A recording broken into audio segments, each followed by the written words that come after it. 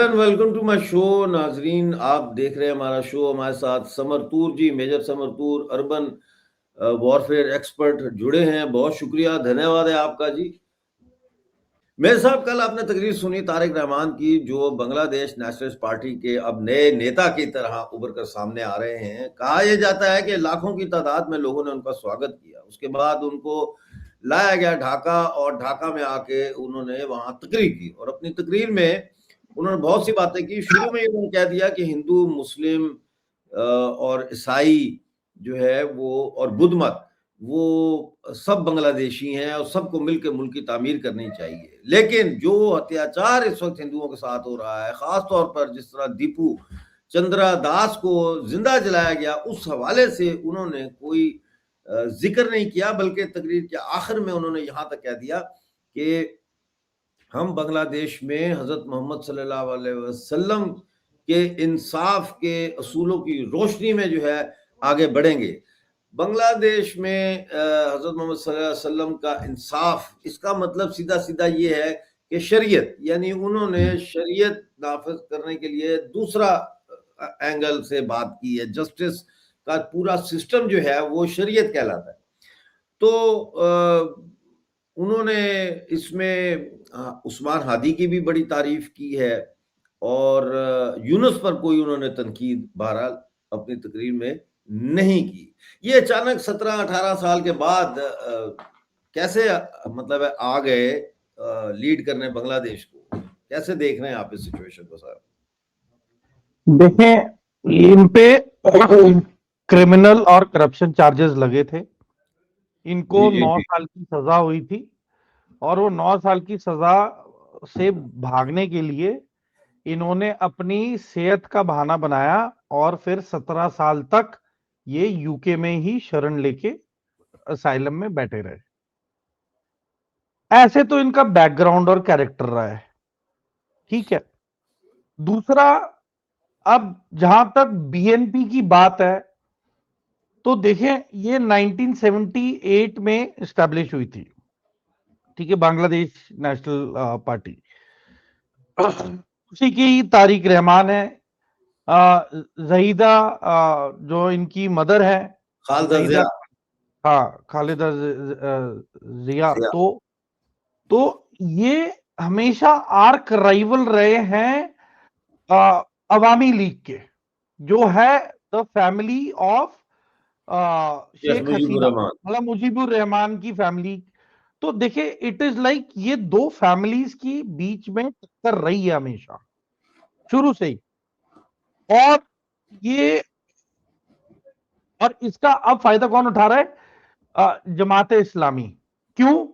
क्योंकि जब से तख्ता पलट हुआ है, वो जमात इस्लामी ने ही तख्ता पलट कराया, आईएसआई से पैसे लेके और सपोर्ट के साथ।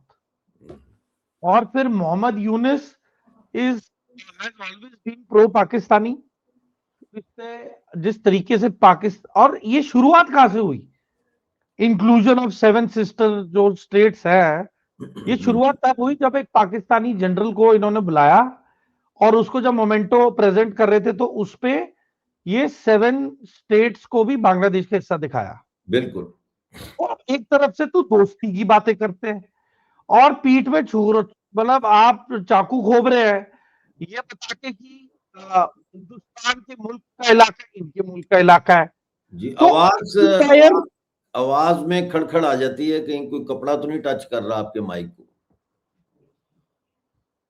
तो मैं ये अब ठीक है। तो मैं ये कह रहा था कि ऑक्यूपायर वाला माइंडसेट किसका है? इंडिया का तो नहीं है। हमने तो आज तक कोई बात ही नहीं की कि हम कोई जगह को ऑक्यूपाई करेंगे, या फिर हम बता रहे हैं कि बांग्लादेश हमारा हिस्सा है। हमने तो ऐसी कोई स्टेटमेंट दी नहीं। नहीं, तो क्या समझते हैं आपके तारिक रहमान का आना क्या कुछ सिग्नल है? बांग्लादेशी पॉलिटिक्स में कोई चेंज आने वाला है? इलेक्शन फरवरी में हो रहे हैं। मिर्जा जी, ये आईएसआई, मोहम्मद यूनुस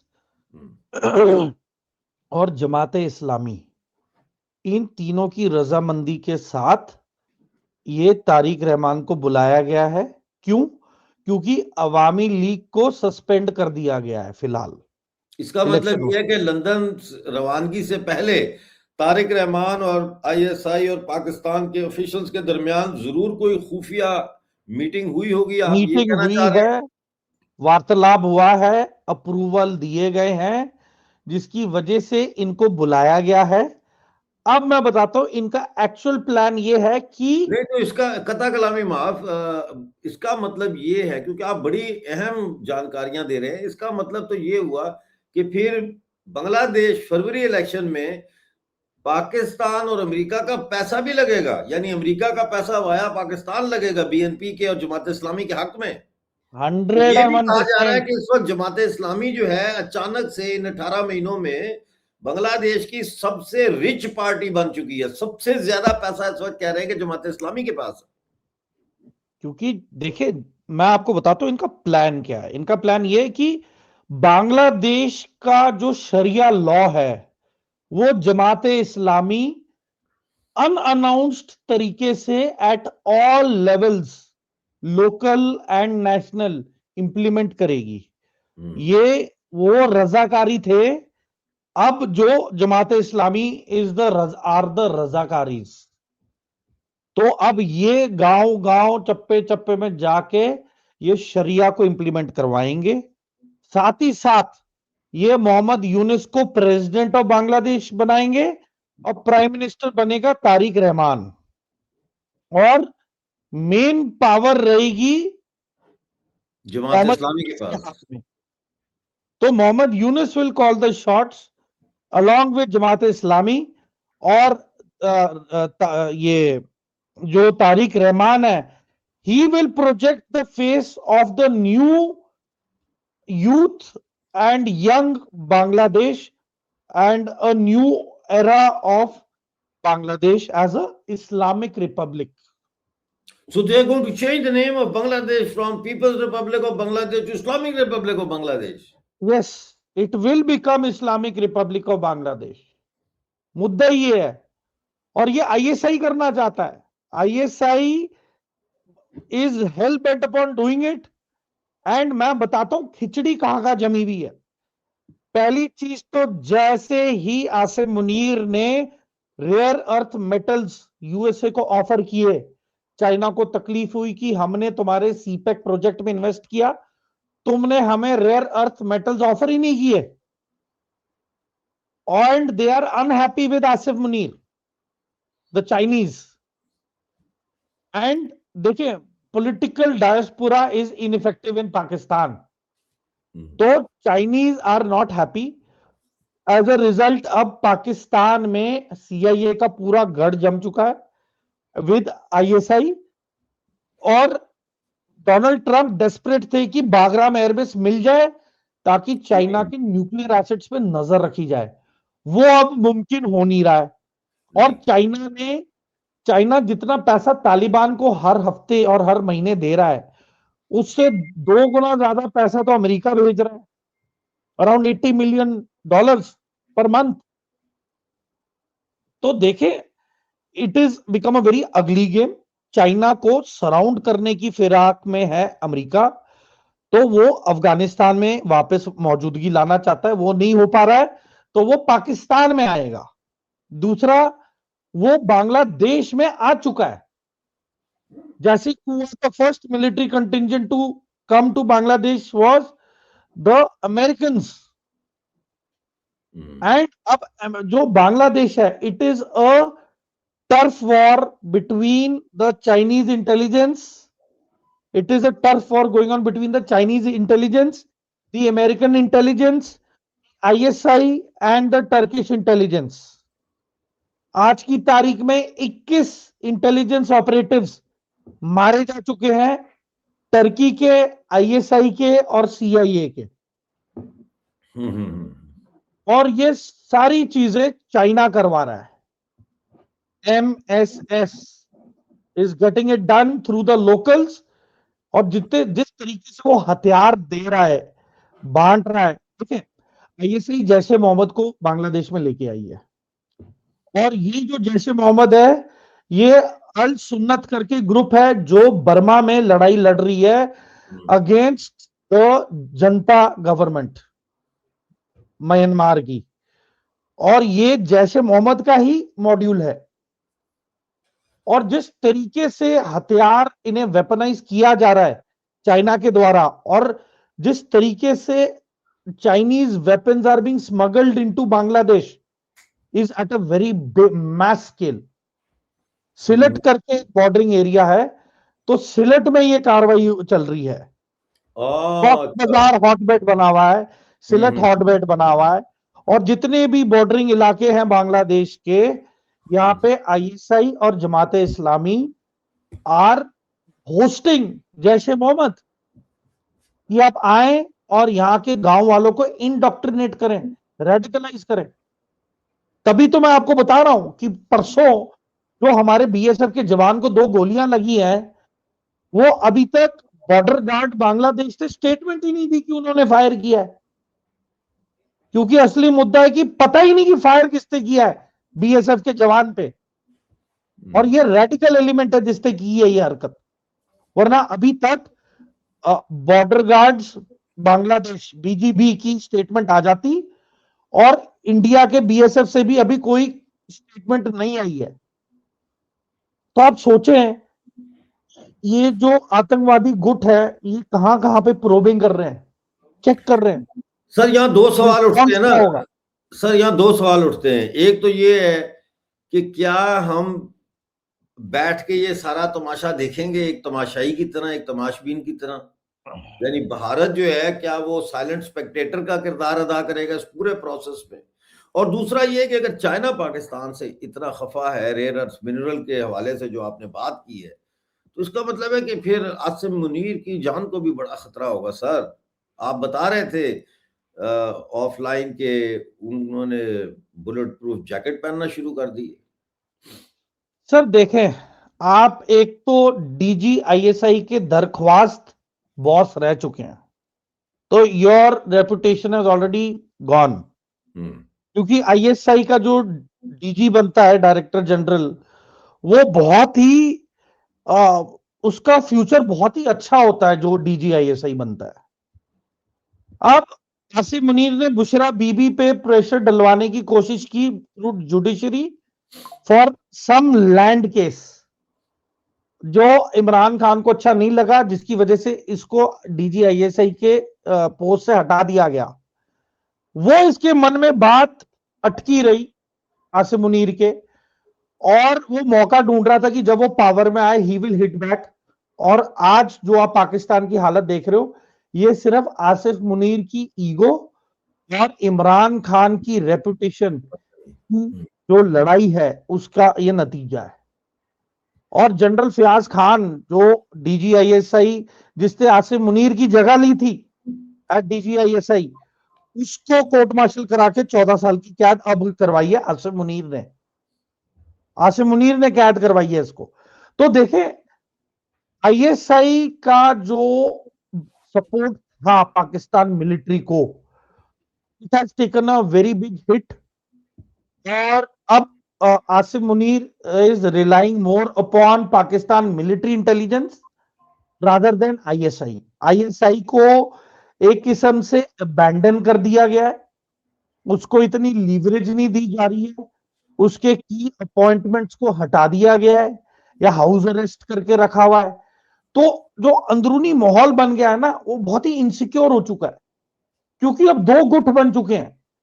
2 ग्रुप्स ये हैं कि जो आसिम मुनीर के लॉयलिस्ट अफसर थे, एक तो उनका ग्रुप है, और दूसरा ग्रुप है जो डिजर्विंग पाकिस्तानी अफसर थे, सीनियर अफसर्स, जो जैसे जनरल नौमान अभी आर्मी चीफ बनाया गया है, पर जनरल नौमान के अंडर भी बाकी जिन्होंने आना था एज द अपकमिंग जनरल्स, उनमें काफी चेंजेस किए गए, इंटरफेरेंस किया गया है। और आसिम मुनीर ने जैसे ही अपने आप को एक फील्ड मार्शल घोषित करवाया है, तो he is definitely going to interfere in the basic functioning of Pakistan military. और इसकी वजह से तो पाकिस्तान मिलिट्री के जो टॉप ब्रास है is now uncomfortable with Asim Munir, and जो ये कंबाइंड डिफेंस फोर्सेस का जो ये बनाया गया है CDF, chief of defence forces, तो इसका काम है प्रोक्योरमेंट का, अपग्रेडेशन का। और ये जिस तरीके से इंटरफेरेंस हो रही है, लाइमलाइट ये ले रहा है हर जगह, शहबाज शरीफ के साथ ही telling him like his butler, है ना, दैट पुटिंग पाकिस्तान आर्मी की मिट्टी पलीत कर दी है इज्जत की इसने। तो अब ये मजबूरन इसे बुलेट प्रूफ जैकेट पहननी पड़ रही है, इसे अंदरूनी खतरा भी है। और अगर पाकिस्तान आर्मी और ISI अगर जनरल जिया उल हक को मरवा सकती है विद द एक्सप्लोडिंग मैंगोज, तो और परवेज मुशर्रफ पे भी कितने अटेम्प्ट किए गए उसे असैसिनेट करने के, और उसे जबरन पाकिस्तान से बाहर एग्जाइल में रहना पड़ा, UK और दुबई। तो ये किस खेत की मूली है? सही बात है। What makes him so special and powerful? तो we Nothing. Come to the next question, वो जो मैंने पहले पूछा है कि बांग्लादेश में जो हो रहा है, are we just going to sit back and watch what is going on? Sir, see, as far as whereas Bangladesh is concerned, let me make one thing very clear, that the answer with whatever unfolds with Bangladesh will be given at the Western Front by India to Pakistan. Oh my God, that is a massive Bangladesh will statement be you are making. contained. Bangladesh will be Absolutely. contained. We have no issues with Bangladesh. But as वहां जो far as होगा उसका जवाब जो है वो western front पे दिया जाएगा। वो वेस्टर्न फ्रंट पे ही दिया जाएगा। देखें, मैं एक चीज बहुत क्लियर करना चाहता हूं, बांग्लादेश के मिलिट्री ऑफिसर्स आज की तारीख में हमारी मिलिट्री एकेडमीज में ट्रेनिंग करते हैं। They are performing very well, they are very professional, they are good officers, उनमें कोई दिक्कत नहीं है। They are very upright, honest, integrity पे कोई शक और सवाल नहीं है, and they are worth their salt and merit. तो मुझे एटलीस्ट इतना भरोसा है कि बांग्लादेश की army the most sensible out of everyone which is there in Bangladesh at the present moment. And जिस तरीके से पाकिस्तान नजदीकियां बढ़ा रहा है, मैं एक चीज बांग्लादेशियों को बहुत क्लियर वर्ड्स में बताना चाहता हूं कि अगर आप पाकिस्तान के साथ नजदीकियां बनाओगे तो पाकिस्तान आपको सिर्फ रेडिकलाइज करेगा, आपको आतंकवादी सप्लाई करेगा, आपकी इकोनॉमी को वो टारगेट कर रहा था और जल रहा था आपकी इकोनॉमी से, वो तहस महस कर चुका है आपकी इकोनॉमी। नौकरियां खत्म, कोई ट्रेड नहीं हो पा रही है, और Pakistan has nothing to offer. जिस मुल्क में दूध की कीमत खुद 250 रुपए है और जो मटन है वो 800 रुपए केजी है, और जो पेट्रोल है वो 350 रुपए लीटर है, वो मुल्क क्या सपोर्ट करेगा बांग्लादेश को? ये आपने बहुत इंपॉर्टेंट बात की है, क्योंकि हमेशा पाकिस्तान को, पाकिस्तान के अंदर रहने वाले जो शहरी हैं वो पाकिस्तान की रियासत को यही ताना देते रहे कि, और देते थे कि भाई बांग्लादेश को देखें, वो हमसे आज़ाद हो गया और उसने कितनी तरक्की कर ली, हमसे आज़ाद हो गया और उसने कितनी तरक्की कर ली, और पाकिस्तान को देखें कहाँ है। तो पाकिस्तान की मिलिट्री इस्टेब्लिशमेंट और डीप स्टेट कहीं ना कहीं उनकी ये जरूर इच्छा रही है, ख्वाहिश रही है कि बांग्लादेश को बर्बाद कर दो, ताकि ये जो हमारी बेइज्जती हर रोज सुबह शाम दिन रात होती है, टीवी एंकर्स करते हैं, जो पॉलिटिकल और इकोनॉमिक एनालिस्ट आते हैं वो करते हैं, जो पब्लिक रैलीज के अंदर लोग बातें करते हैं, इससे हमारी जान छूटे। तो आपकी बात में बड़ा वजन है। फाइनल कंक्लूडिंग रिमार्क्स सर जी, आप कैसे देख रहे हैं बांग्लादेश के इलेक्शन को? खून बहेगा? सर देखें, जहां तक मैं समझता हूं, तारिक रहमान को एज अ स्टूज बुलाया गया है, ताकि ये पूरा जो इलेक्शन का जो नाटक रचा जाएगा इसे एक लेजिटिमेसी दी जाएगी। बड़ा जबरदस्त आपने ये, मैं लिख लेता हूं, ये इलेक्शन का नाटक, ये हम अपने थंबनेल पे लगाएंगे। ये आपने बड़ी जबरदस्त लाइन दी है जी, इलेक्शन का ढोंग। तो ये एक ढोंग रचा जाएगा। It will be a farce, it will be a fake picture into the world that they are going to get free and fair elections done, अब इसमें दो पहलू होंगे, या तो पावर शेयरिंग होगी मोहम्मद यूनिस और तारिक रहमान के बीच, जिसके अंदर टसल हमेशा बनी रहेगी और अच्छा, वॉलिटिलिटी बनी रहेगी। ठीक है। पर इंटरनल होल्ड ऑफ बांग्लादेश अब जमाते इस्लामी के हाथ में ही रहेगा, वो आईएसआई नहीं अपने हाथ से निकलने देगा। और इसका एक ही सॉल्यूशन है कि आसिफ मुनीर के ऊपर अगर कोई सक्सेसफुल असैसिनेशन अटेम्प्ट होता है, then this region will stabilize, वरना till the time Asif Munir is alive, this region, the Indian subcontinent, will remain destabilized, it will remain tense, and there will be constant provocation by this inhuman person, Asim Munir, and the way how they have, very intelligently planned the downfall of Bangladesh, and now they have come to offer their shoulder, is basically a well planned script which India will not let it come into act and play. And India will give a decisive blow to Pakistan, irrespective of whatever happens in Bangladesh. The effect and reply will be at the Western Front against Pakistan, especially when they will be occupied from the north.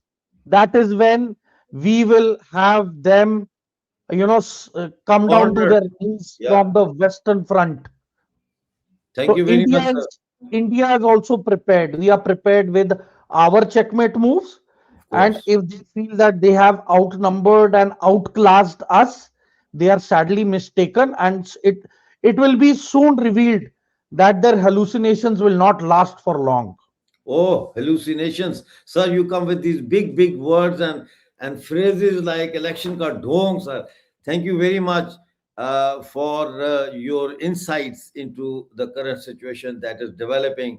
नाजरीन, मुझे उम्मीद है आपको आज के programme से बहुत महत्वपूर्ण जानकारियां और एनालिसिस मिले होंगे, और ये एनालिसिस जो होते हैं ये एक किस्म का हम आपको गाइडलाइन है, आप खुद उस रास्ते से जाते हुए खोज लगाएं और देखें। बांग्लादेश के इलेक्शंस पर हमारी बड़ी गहरी नजर होगी, और कोई भी जो जब तक के ये इलेक्शन होते हैं आफ्टर एज वेल, लेकिन बांग्लादेश के जो अब गेयर अप हो रहा है इलेक्शन कैंपेन, इस पर हमारी बड़ी गहरी नजर होगी। जी मेजर साहब।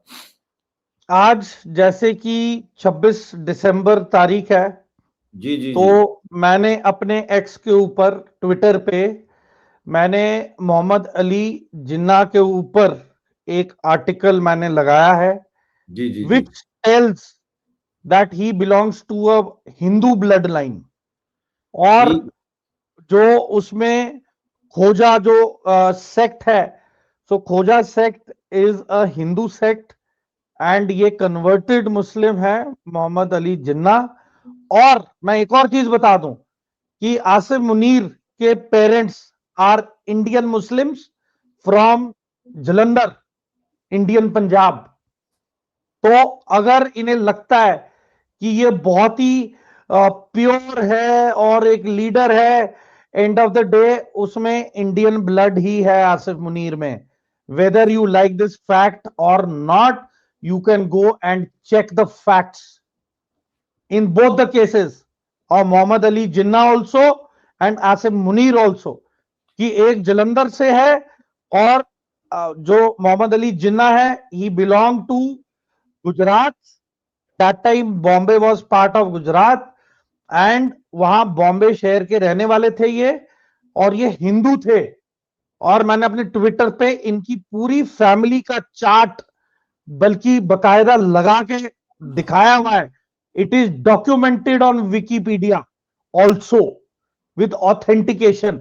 तो अगर कोई यहाँ पे ज्ञान बांटना चाहता है कि उलेमा और है ना प्योर मुसलमान and we will lead the है ना मुस्लिम वर्ल्ड, तो पहले आप देख लें कि आपके जो ये आसिफ मुनीर की पास्ट और हिस्ट्री क्या है, और साथ ही ये भी सरदार ही मोहम्मद होंगे अली फिर। जिन्ना की भी हिस्ट्री क्या है। आसिफ मुनीर की फैमिली भी सरदार ही होगी फिर माजी में, या हिंदू होंगे? पता नहीं, नहीं, they belong to a Hindu family. ये आसिफ पहले मुनीर। ये कन्वर्टेड मुस्लिम्स हैं, and then his parents were born in Jalandhar, नहीं, पंजाब। बट आसिम मुनीर के जो पुरख हैं ये हिंदू थे। सारे हिंदू थे। पहले हाँ, पाकिस्तान कहां था?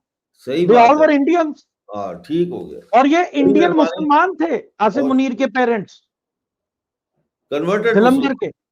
हाँ, आसिफ मुनीर के parents were Muslims of India from a state of Jalandhar, Punjab, Indian तो सर पंजाब। इसको क्या हम ऐसे कह सकते हैं, आसिम मुनीर जलंधरी? हाँ, तो जलंधरिया है, जलंधरिया। जलंधरिया। चलो, हाँ बहुत शुक्रिया जनाब, thank you very much major sahab, बहुत शुक्रिया, अपना ख्याल रखें बहुत सारा।